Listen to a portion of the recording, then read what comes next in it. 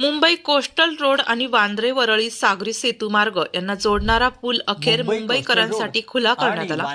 देवेंद्र फडणवीस यांच्या संकल्पनेतील हा प्रोजेक्ट आहे। मुंबई कोस्टल रोडवरून उत्तरेला जाणारे आता वांद्रे वरळी सागरी सेतूने थेट प्रवास करू शकणार आहे। त्यामुळे नरिमन पॉइंट ते वांद्रे हे अंतर अवघ्या 10 मिनिटात पार करता येणं शक्य होणार आहे। त्यामुळे मुंबईकर वाहन चालकांच्या वेळेत आणि इंधनात मोठी बचत होणार आहे। अवघ्या 10 मिनिटात पार करता येणं शक्य होणार आहे। त्यामुळे मुंबईकर वाहन चालकांच्या वेळेत आणि इंधनात मोठी बचत होणार आहे। कारण कोस्टल रोडच्या संदर्भात 25 वर्ष केवळ चर्चा व्हायची।